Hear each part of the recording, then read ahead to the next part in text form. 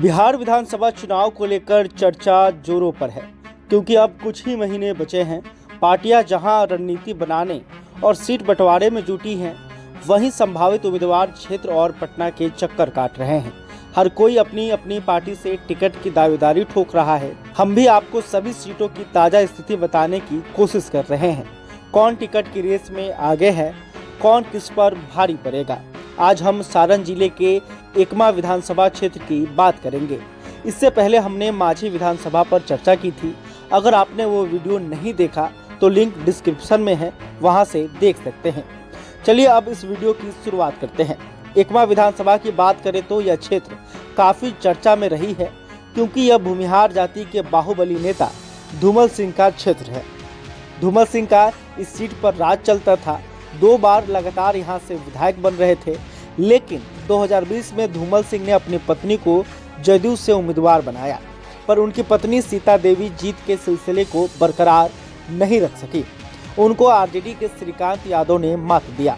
स्वर्ण बहुल क्षेत्र में यादव जाति के श्रीकांत यादव ने जीत का पताका फहरा दिया। हालांकि श्रीकांत यादव की जीत से ज्यादा चर्चा धूमल सिंह की पत्नी की हार की रही, क्योंकि सीता देवी को हराने में अपने लोगों का ही हाथ था। अगर आप 2020 के रिजल्ट को देखिएगा तो समझ आ जाएगा। 2020 में यहां पर आरजेडी के श्रीकांत यादव को 53,875 वोट मिले थे। वहीं जदयू की सीता देवी को 39,948 मत प्राप्त हुए। हार जीत का अंतर करीब 13,000 का रहा। जदयू को यह हार इसलिए भी चुभी कि यहां लड़ाई 3 तरफा हो गई थी। भाजपा के नेता और पूर्व प्रत्याशी कामेश्वर सिंह ने यहां पर पाला बदल दिया। 2020 के चुनाव में आप लोगों को याद ही होगा कि चिराग पासवान सीएम नीतीश कुमार से खार खाए हुए थे। उनकी पार्टी लोजपा ने एनडीए से अलग होकर 100 से अधिक सीटों पर चुनाव लड़ा।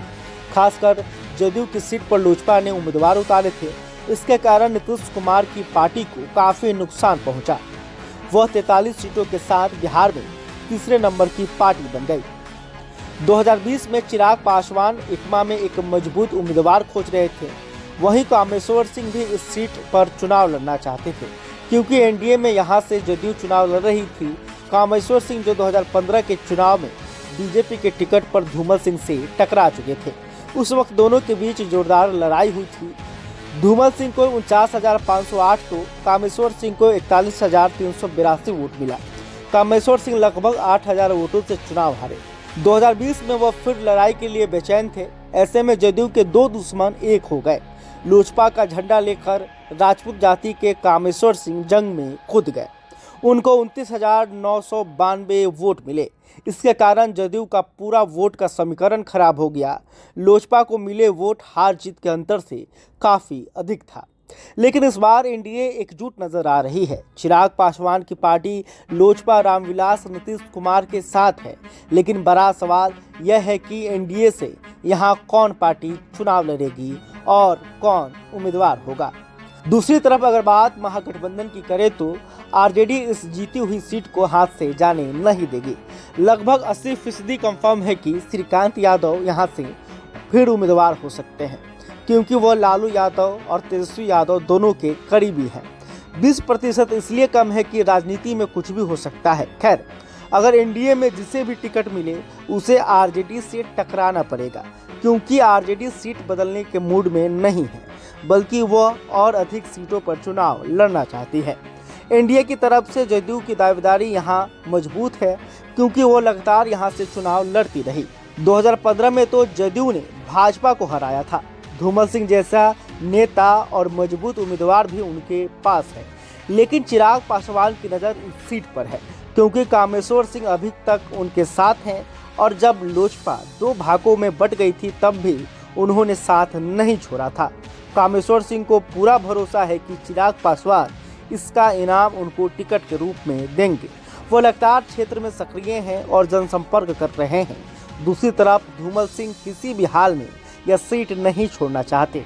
दोनों नेता अपने अपने उम्मीदवारी का दावा ठोक रहे हैं। मेरा टिकट कंफर्म की बात दोहराई जा रही है। पूर्व में कामेश्वर सिंह बीजेपी में रह चुके हैं और भाजपा के बड़े नेताओं से पहचान भी ठीक है। भाजपा के कई नेता कामेश्वर सिंह के लिए बैटिंग कर रहे हैं। वहीं भूमिहार लॉबी धूमल सिंह के पीछे खरा है।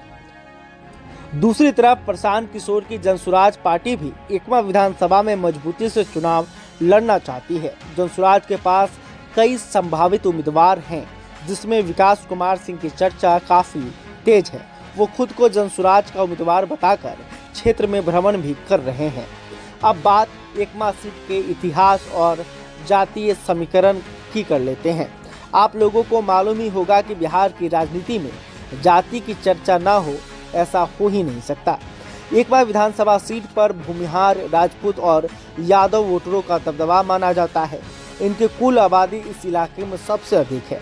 यादव, राजपूत, भूमिहार की संख्या लगभग 10% है।